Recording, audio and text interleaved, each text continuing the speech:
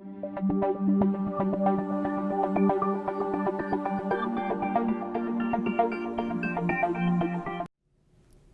and welcome back. So now we're going to take a look at step 4 in the writing process in this module.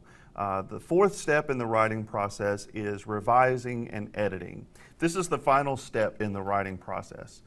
In the earlier modules, we've gone through the earlier steps and we have already done our pre-writing. We've already generated ideas on paper. We have already gone through step 2 where we decided on our best supporting points and we came up with specific evidence that we would use to support our main point. And then we came up with an organization in step 3. We did an outline and we actually wrote our first draft of our paragraph. But we're not done yet. Now we're up to step 4. Which is arguably the most important step in the writing process, and that's revising and editing. So we do not yet have a completed paragraph. We're not done until we get through this step. Now there is a difference between revising and editing, and in this module we're really going to focus more on revising. When we talk about revising, we're really looking at the content of our writing and also the sentence structure, the clarity of our writing. When we're talking about editing, on the other hand, we're really looking at mistakes in our writing, maybe grammatical mistakes like fragments, run-ons, comma splices, things like that. We might also look at misspelled words or words that we simply left out and that we need to go back and add in. So that's the difference between revising and editing, and we're mostly going to focus on revising over the course of this module. In this module, we're going to cover 5 different methods for writing our individual sentences, for revising our individual sentences. The first one is the one we're going to cover in this video, and it's called parallelism. And we're going to define that and look at some examples in just a moment. In the next section, we will talk about consistency with point of view. And then in the third, we'll look at using specific words and avoiding general words. And then the next one, we'll talk about concise wording. And in the final section, we will deal with varying our sentences, adding some variety to our writing so that our writing doesn't become monotonous. So before we get into parallelism, I just wanted to stop and make a point here about revising and editing. We're going to go through a lot of rules over the course of this module. I'm going to give you lots of examples, lots of potential for mistakes and ways to fix those mistakes.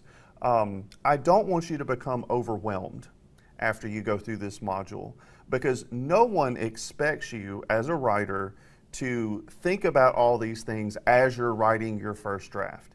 No one, myself included, ever sits down at a computer or with pen and paper and writes a perfect paragraph on the first try.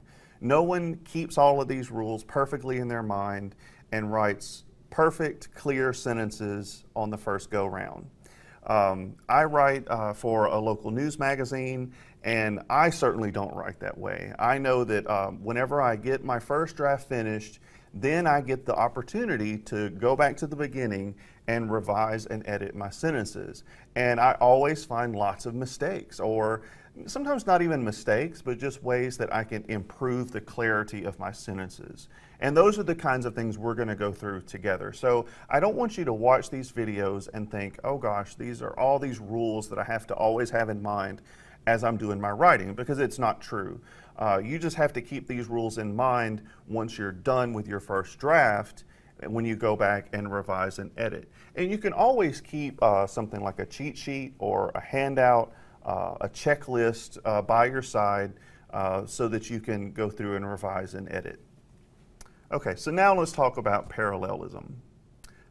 Now, what are parallel lines? Think back to your math class, if you took a math class in high school, where you talked about what a parallel line is, or what parallel lines are. They are 2 lines that are moving in the same direction. Now, those 2 lines will never touch because they are written, or they're moving exactly in the same direction. So what does it mean to be parallel with our sentence structure? Well, let's take a look. Whenever you have words in a pair or in a series, they should have a parallel structure. So if you are talking about a pair of things or of items or of ideas, or if you have a whole list or a whole series, you want to make sure that everything in that list is written in the same way. It makes your sentence read more smoothly when you have everything written in the same way. It's all about being consistent in your writing. It just makes for more pleasant reading for your reader. Let's look at an example, because I think you'll understand what I'm describing if we take a look at an example. I have a sentence here for you. My daughter wants to become a lawyer, a nurse, or go into teaching. Now, I do have a daughter in college, and I think she's kind of leaning toward this last option here. Do you see the series here? What are the three things in the series? We have a lawyer, a nurse, or go into teaching. Now, of those three items, which one is written differently? Do you see it? Right. Go into teaching is the item that is written differently. My daughter wants to become a lawyer, a nurse, or go into teaching. So you hear when I read that out loud how it sounds, that last item sounds different. It doesn't read as smoothly. So how would we fix that? Could you take a guess? How would you rewrite that last item to make this sentence structure parallel? Well, let's take a look. Is this what you came up with? My daughter wants to become a lawyer, a nurse, or a teacher. Now, we haven't changed the meaning of the sentence. It means exactly the same thing. But now all of the items in the series are written in the same way. It just reads more smoothly. So when you read the sentence aloud, you can now hear that it sounds smoother. I'm going to give you some more examples in the next video where we can do a little more practice with parallelism.